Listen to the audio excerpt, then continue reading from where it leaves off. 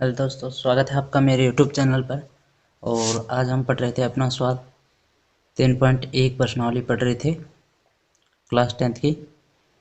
तो जिसने अभी तक मेरे चैनल को सब्सक्राइब नहीं किया है वो सबसे पहले मेरे चैनल को सब्सक्राइब कीजिए और वीडियो शेयर कीजिए ज़्यादा से ज़्यादा। और अब मैं आपको क्लास 10th का ये सेकंड सवाल है, ये पढ़ाने जा रहा हूँ। ठीक है, हमारी प्रश्नावली दो चरों वाली रैखिक समीकरण युग्म। तो इसमें देखो, ये हमारा सवाल है सेकंड, और जो मैंने पहले सवाल बताया था वो आप देख लीजिए, उसी प्रकार का ये सवाल होगा। मैंने कहा दो चर होंगे तो दो समीकरण होंगी। चर का मतलब x या y, दो चर हैं तो दो समीकरण होंगी। ठीक है, तो अब इस सवाल में देखना आप, क्रिकेट टीम के एक कोच ने 3,900 रुपये में 3 बल्ले और 6 गेंदें खरीदी।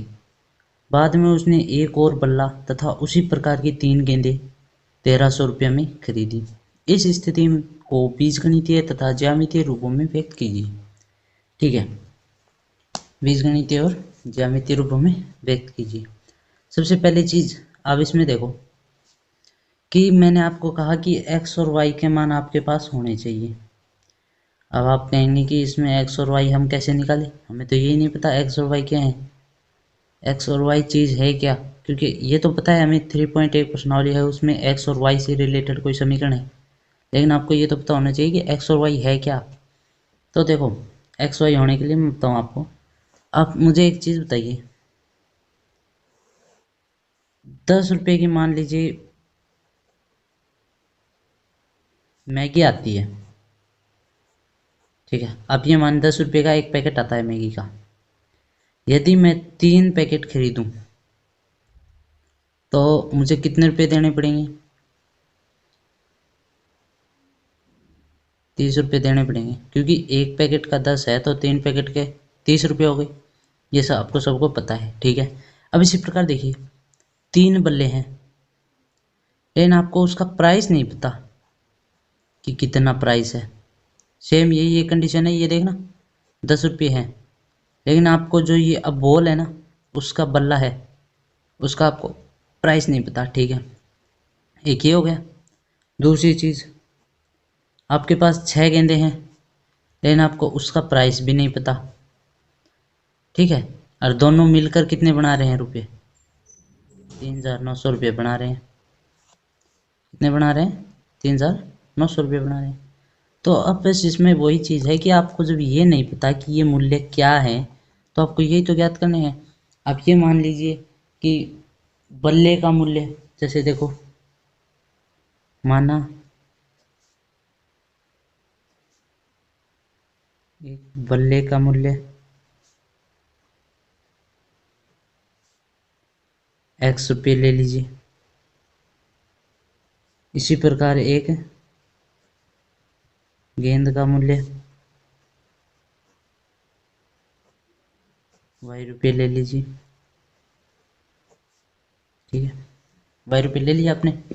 तो अब वही चीज़ है कि बस प्रश्न के अनुसार हमें क्या दिया हुआ है, देख लीजिए प्रश्नानुसार क्या दिया हुआ है। पहले तो लिख लीजिए पहली शर्त के अनुसार। ठीक है, हमने लिख लिया पहली शर्त के अनुसार। अब पहली शर्त के अनुसार क्या कह रहा है, 3 बल्ले हैं तो एक बल्ला, मतलब कि एक बल्ला कितने रुपए का है? x रुपये का। तो 3 बल्ले कितने रुपए के होंगे? 3x के होंगे। वही चीज़ है, जैसे मान लीजिए 10 है, इसकी जगह मैंने x लिख दिया एक बार के लिए कि x रुपये बल्ला है मान लीजिए। आप मैगी क्यों लीजिए, ये लीजिए कि 10 रुपये का बल्ला है तो 3 बल्ले के कितने रुपये होंगे? 30 रुपये। अब मान लीजिए वो x बल्ला, उसका रुपया, x रुपये का एक बल्ला है, 3 बल्ले के कितने रुपये होंगे? आप यहाँ पर x लो, कितने होंगे? 3x। पहले तो ये कह रहा है, ठीक है, 3 बल्ले हैं तो उसका प्राइस देखो 3x हो गया। दूसरे में देखो 6 गेंदे हैं, जब एक गेंद का y है तो 6 गेंद के कितने होंगे? टोटल मिला के कितने रुपये हो रहे हैं? 3,900। ये पहली शर्त होगी। अब लिखो आप दूसरी शर्त के अनुसार। दूसरी शर्त के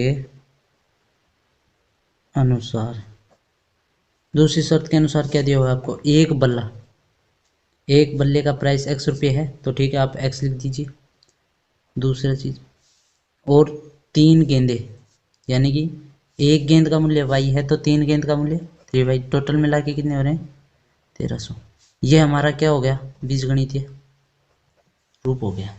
क्या हो गया, ये हमारा बीजगणितीय रूप होगा, यानी कि हमने देखो x और y के रूप में लिख दिया, तो ये हमारा बीजगणितीय रूप हो गया। अब देखो, अब इसने पूछा है ज्यामितीय।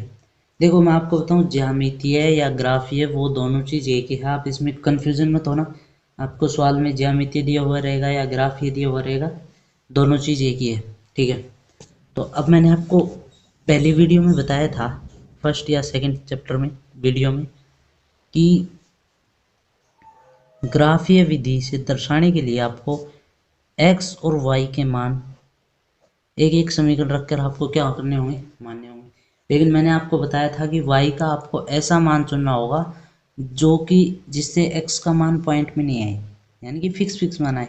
आप 2 मान रख सकते हो y के, जैसे y का एक बार 0 रख दिया, एक बार आपने y का 13 रख दिया, ठीक है आप रख सकते हो।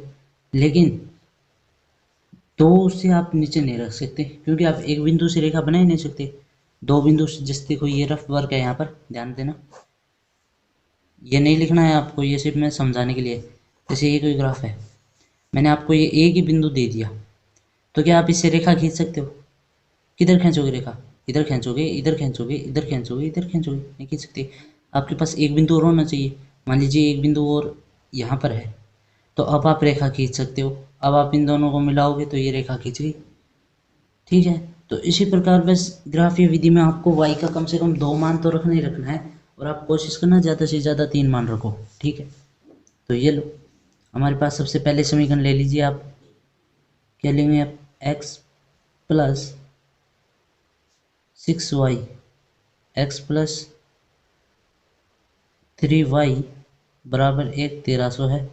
और एक यहाँ पर देखना, जो ये समीकरण है ना, ये इसमें आप 3 कॉमन ले लीजिए। 3 यदि आप कॉमन लोगे, जैसे देखो ये हमारी समीकरण है 3x प्लस 6y 3900, आप इसमें से 3 निकाल लीजिए। यहाँ पर 2y बचेगा, क्योंकि देखो आप ब्रैकेट खोलोगे तो 3 दूनी 6y हो जाएंगे, यहाँ पर बचा। अब ये गुणा में है, इधर भाग में जाएगा तो देख लेना, ये देखो यहाँ पर ये भाग में है, ये भाग गया 3 का, हमारे पास कितना बचा 1300। तो देखो हमारे पास एक इक्वेशन ये है जो कि ये थी, और एक इक्वेशन ये बन गई हमारे पास x प्लस 2y बराबर 1300। तो अब आप इसमें से एक एक इक्वेशन ले लीजिए बारी बारी वाइज, ठीक है। तो एक एक करके हम एक इक्वेशन लेते हैं। सबसे पहले हम एक तो इक्वेशन ये देखो, ये 2 नंबर ये अभी तक, और ये 1 नंबर है। तो सबसे पहले 1 नंबर समीकरण में y बराबर 0 रखने पर, ठीक है, हमने y बराबर 0 रखा, x प्लस 2 इंटू 0 बराबर 1300, कितना है, x का मान कितना आया 1300। अब आप मान लीजिए y बराबर 500 रखने पर, मैंने आपको कहा मान आप कैसे भी रख सकते हैं, मान में कोई दिक्कत नहीं आएगी आपको, जैसा आप मान चाहें वैसा मान रख सकते हैं, लेकिन मान x का पॉइंट में नहीं आना चाहिए। जैसे देखो यहाँ पर फिक्स आ रहा है 1300, पॉइंट में मान नहीं आना चाहिए, ठीक है। तो ठीक है, हमने ये रख लिया। अब ये देखते हैं हम, x का मान हमारे पास देखो, x प्लस 2 इंटू वाई का मान रखा हमने 500 बराबर 1300, 5 दूनी 10, x प्लस 1000 आ रहा है हमारे यहाँ पर, और ये 1300। अब 1000 को इधर लाओगे, यानी कि x बराबर 1300 माइनस 1000 कितना आ रहा है, 13 में से 1000 गया तो 300, x का मान कितना आया 300, ठीक है। देखो ये मान याद रखना, y का मान 0 रखा, x का मान 1300 आया, y का मान 500 रखा, और x का मान ये देखो 300 आया, ठीक है। ये मान मैं आपको सारणी बनाऊंगा एक ऐसी, आपको ध्यान होगा मैंने पिछले सवाल में भी ऐसी एक सारणी बनाई थी x और y का, ठीक है, फिर उसको समीकरण में व्यक्त किया था। इसी प्रकार सारणी बनाएंगे हम, ठीक है। तो हम चलते हैं अपने नेक्स्ट पेज पर।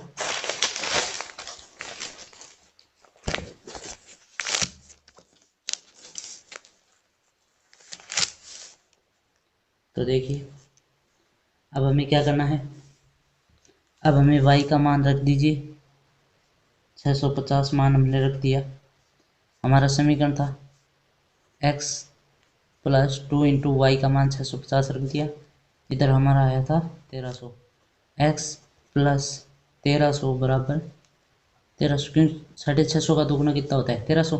ठीक है, x बराबर ये 1300 का प्लस इधर है तो इधर आएगा तो माइनस, कितना हो जाएगा 1300 माइनस 1300 0। अब देखो हमारे पास एक समीकरण है जो भी हमने मानी थी, मैंने आपको बताया था x, हमने y का मान क्या रखा है, मान लीजिए एक बार y का मान आपने 650 रखा है, यहाँ पर लिख लीजिए 650 रखा तो आपका मान क्या है 0। आपने एक बार y का मान 0 रखा, आपका x का मान कितना आया 1300। एक बार आपने y का मान 500 रखा, x का मान कितना आया 300। ठीक है, ये आपके मान हो गए। और ये यहाँ पर देखो 1300 है, ये ध्यान रखना। ठीक है, इसी प्रकार अब समीकरण 2 में देख लीजिए आप। समीकरण 2 में देखो, समीकरण 2 आपकी क्या थी, x प्लस 3y बराबर 1300, ये आपकी समीकरण 2 थी। इसमें आप y का मान रख दीजिए अलग अलग। जैसे y का मान आप 0 रखेंगे तो 0 रखने पर x प्लस 3 इंटू 0, यहाँ पर x का मान कितना आया 1300 आया। इसी प्रकार अब देखिए y बराबर 500 रखने पर, मैंने आपको कहा मान ऐसे रखने हैं जिससे आपको ये पता नहीं चले कि मतलब पॉइंट में मान नहीं आना चाहिए x का मान एकदम फिक्स आना चाहिए, सिंपल सरल आना चाहिए। ठीक है, ये 500 से, क्योंकि देखो y का मान हमने क्या रखा 500 रख दिया, बराबर कितना आ गया 1300। 5 दिए कितने होते हैं 15, यानी कि यहाँ पर कितने हो 1500 बराबर 1300। अब आप इसको 1500 को इधर ले जाओ माइनस, ये माइनस 1500 हो गया। अब देख लो 1300 में से 1500 गए, माइनस के कितने बचे 200 बचे, क्योंकि बड़ी संख्या कितने की माइनस की है तो ये माइनस आ गया। ठीक है, इस प्रकार अब y का मान यदि हम 300 रखें तो y का मान 300 रखने पर हमारे पास देखो x बराबर x प्लस 3 इंटू 300 बराबर 1300, x प्लस 3 दिए 900, ये हो गई, ये हो गई 1300। अब ये 900 को हम इधर ले जाएंगे, x प्लस 900 बराबर 1300, x बराबर 1300 माइनस का आ जाएगा ये इधर, कितना बचा हमारे पास 400। मैंने कहा ये दूसरी सारणी रही अब आपकी, ये देखो x और y के मान ये हो गए। अब देखो एक पर आपने y का मान 0 रखा था, आपका x का मान कितना आया था 1300। आपने y का मान एक पर 500 रखा था, x का मान कितना आया था माइनस का 200। y का मान आपने 300 रखा था, आपका मान क्या आया था 400 x का। ठीक है, एक तो आपके पास देखो, एक तो ये मान हो गए, ये तो एक रेखा के मान है, और एक मान ये हो गए। ठीक है, आपको देखो अब स्क्रीन पर एक ग्राफ दिख रहा होगा, वो इस प्रकार का ग्राफ है। देखो इस प्रकार का आपको ग्राफ दिख रहा होगा, जिसमें एक ये पॉइंट और एक ऐसे पॉइंट आ रहा है, यानी कि वो बिंदु यहाँ पर कट रहा है। ऐसा एक ग्राफ दिख रहा होगा आपको, जिसमें देखना कि एक जो समीकरण है, जैसे ये ऊपर वाला समीकरण है, ये कौन सा है 3x प्लस 6y बराबर 3900 वाला। तो देखो आपको इस प्रकार की दो समीकरण रेखाएं मिल रही होंगी, एक रेखा ये है और एक रेखा ये है। जो ये रेखा है वो तो समीकरण नंबर 2 की रेखा है, और जो ये पहले वाली रेखा है ये समीकरण नंबर 1 की रेखा है। और मैंने आपको लेक्चर फर्स्ट और सेकंड में यही बताया था कि जो ये समीकरण होता है इसका मतलब ही रेखा होता है। ठीक है, अब ये दोनों रेखाएं प्रतिच्छेद कर रही है। मैंने आपको पिछले सारणी में बताया था यदि कोई रेखाएं प्रतिच्छेद करती हैं तो उसका केवल एक हल होता है। एक हल का मतलब x और y का ऐसा मान जो इन दोनों समीकरण में रखेंगे तो ये समीकरण क्या है संतुष्ट हो जाए। जैसे आपका यहाँ पर x और y का मान रखोगे तो आपका मान 3900 आ जाएगा। अब देखो x और y का मान जो पॉइंट बिंदु कटा हुआ है प्रतिच्छेद बिंदु, वहाँ पर x और y का मान क्या है, x का मान 1300 है और y का मान क्या है 0 है। ठीक है, y का मान क्या है 0। आप इन दोनों समीकरण में रख के देख लीजिए, ये समीकरण हमेशा संतुष्ट होंगी। ठीक है, तो चलिए अब हम चलते हैं अपने नेक्स्ट सवाल की ओर। तो देखिए अब हमारा नेक्स्ट सवाल, इस सवाल में जो सवाल था ना आपका, जो आपने पीछे सवाल किया था दूसरा 2 नंबर का, सेम वही सवाल है। बस इसमें फ़र्क कितना है, इसमें सेब दे दिया, इसमें अंगूर, किलोग्राम, जो भी है सेम वही सवाल है, इसमें कोई अंतर नहीं है। यहाँ पर आपको बस एक अंतर, एक चेंज आएगा कि यहाँ पर जो हमें पिछली बार तो देखो एक गेंद माना था, एक गेंद का मूल्य माना था, लेकिन इस बार हमें किलोग्राम में मानना होगा। जैसे 1 किलोग्राम सेब का मूल्य x रुपये और 1 किलोग्राम अंगूर का मूल्य है y रुपये। ठीक है, आपको ये मानना है इस बार, क्योंकि मूल्य तो आपको मानना पड़ेगा, आपको पता है एक्स वाई वाले हम सवाल कर रहे हैं। ठीक है, तो प्रश्नानुसार एक तो हमारी जो पहली शर्त के अनुसार है वो करना है हमें, पहली शर्त के अनुसार। देखो पहली शर्त में क्या बताया, 2 किलोग्राम सेब और 1 किलोग्राम अंगूर का मूल्य की बात हो रही है, किसी दिन 160 रुपये था। तो यहाँ पर मुझे आप ये बताओ, 1 किलोग्राम सेब का मूल्य यदि x रुपये है तो 2 किलोग्राम सेब का मूल्य कितना होगा। जैसे देखो आप एग्जाम्पल, छोटा सा एग्जाम्पल, ये देखो रफ वर्क है, ठीक है, समझाने के लिए। मान लीजिए आप बाजार में जाते हो, 1 किलोग्राम सेब का मूल्य आप मान लीजिए 40 है, 1 किलोग्राम सेब का मूल्य।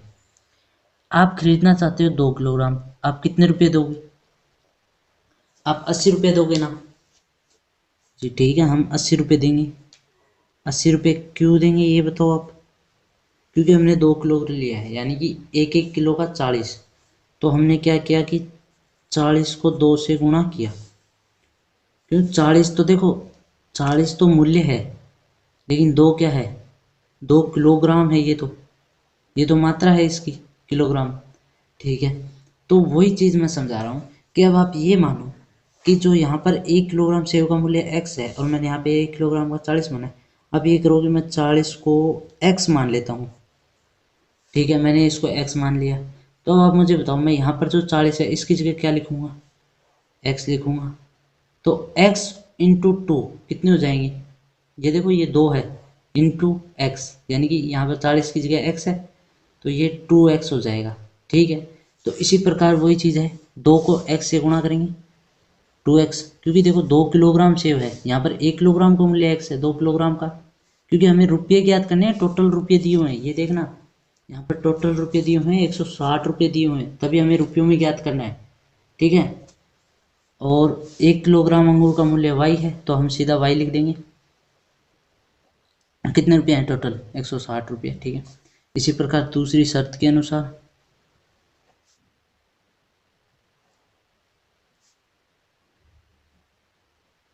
ठीक है, तो दूसरी शर्त के अनुसार देख लीजिए, 4 किलोग्राम सेब, तो 1 किलोग्राम का x है, तो 4 किलोग्राम का कितना हो जाएगा, 4x, क्योंकि यहाँ पर देखो यदि 2 किलोग्राम है, अब यहाँ पर 4 लिखते हो, तो यहाँ पर अब 2 की जगह आपको 4 लिखना पड़ेगा ना, 2 की जगह आपको क्या लिखना पड़ेगा, 4, तो ये 4x नहीं होएगा क्या, 4x हो जाएगा मूल्य।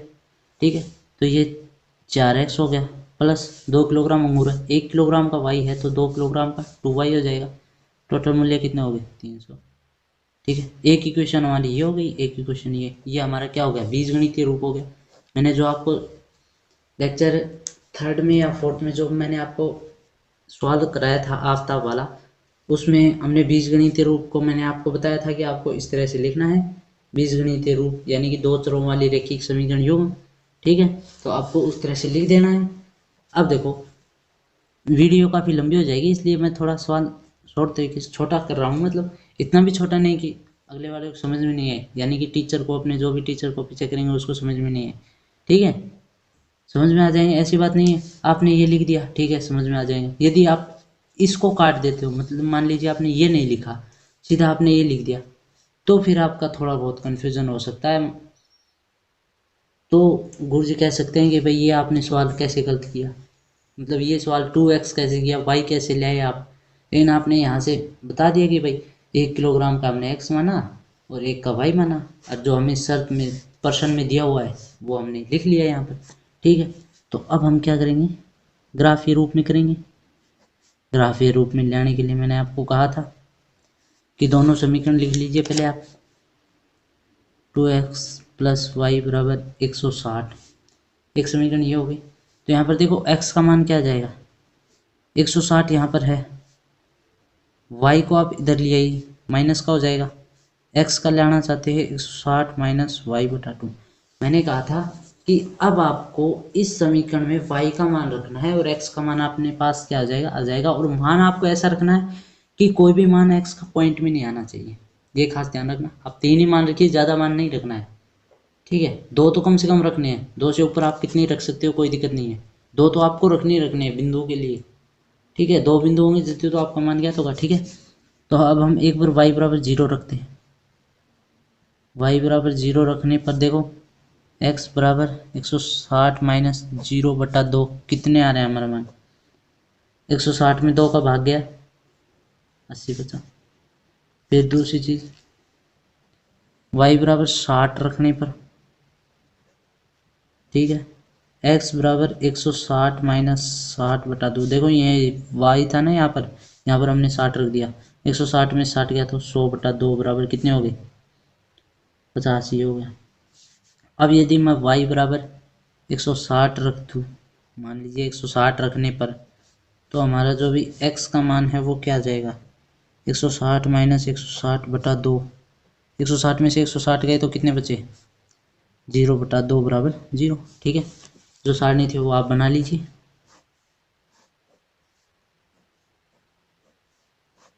ये x ये y, आपने y का मान 0 रखा, एक बार आपने 60 रखा, एक बार आपने 160 रखा, ठीक है। अब देखिए जब आपने y का मान 0 रखा तब आपका मान कितना आया, 80, ठीक है, 80 रख दिया। आपने y का मान 60 रखा, कितना मान आया, 50। आपने 160 रखा तब कितना मान आया, 0, ठीक है। ये आपको ग्राफ में दर्शाना। अब समीकरण नंबर 2 को देख लीजिए। समीकरण नंबर 2 क्या थी हमारे पास, 4x प्लस 2y बराबर 300, ठीक है। तो ये लो 4x प्लस 2y बराबर 300, ठीक है। तो आप इसमें x का मान, सबसे पहले 2y को इधर ले आइए, 4x बराबर 300 माइनस 2y।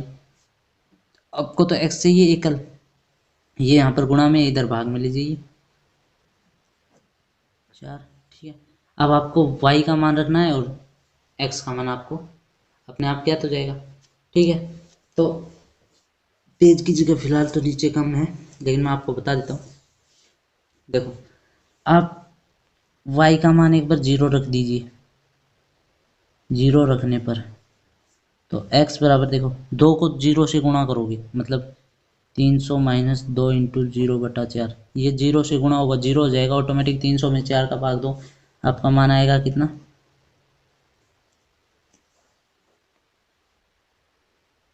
75। आपका मान क्या आएगा, 75 आएगा, ठीक है। अब आप क्या करो, आप y का मान आप 50 रखो, y का मान 50 रखने पर तो x बराबर 300 माइनस 2 इंटू 50 बटा 4, 5 को 2 से गुणा करो 100 आएगा, 300 माइनस 200 बटा 4 बराबर कितने आ गए, 200 कैसे आएगा, 100 आएगा यहाँ पर, क्योंकि 5 दूनी कितने होते हैं, 10 होते हैं, तो 100 आएगा, ठीक है। 300 में से 100 गया तो कितने बचे हमारे पास, यहाँ पर बचा 200 बटा 4। अब आप इसमें भाग दो, कितना आएगा, 50। क्या माना है आपका, 50, और नीचे जगह नहीं है, मैं थोड़ा साइड में ही रख देता हूँ, ठीक है। आप y बराबर यदि मान लीजिए आप 150 रखते हैं, y बराबर 150 रखने पर, अब देखो x बराबर 300 माइनस, यहाँ पर y का मान है ना 2 इंटू 150 बटा 4, तो 300 माइनस 150 को 2 से गुणा करोगे कितना आएगा, 300, ठीक है। 300 माइनस 300 बटा 4, 300 से 300 गया 0, 0 बटा 4 बराबर 0। एक जो हमारा सारणी बनेगी वो ये बनेगी, मैं इधर बना देता हूँ, ठीक है। एक हमारे पास जो सारणी बनेगी वो ये होगी, x और y।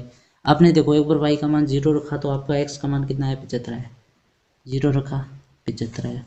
दूसरा देखना, आप y का मान 50 रखा आपने, आपका मान देखो यहाँ पर 50 ही आया था, ठीक है। तो ये हमने 50 रखा, ये 50 आया था।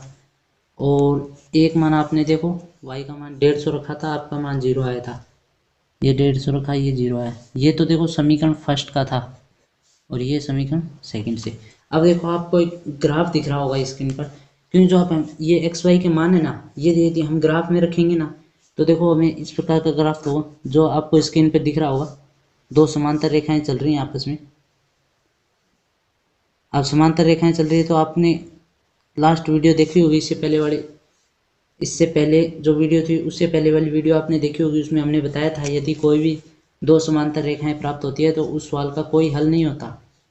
ठीक है, क्या नहीं होता, उसका कोई भी हल नहीं होता।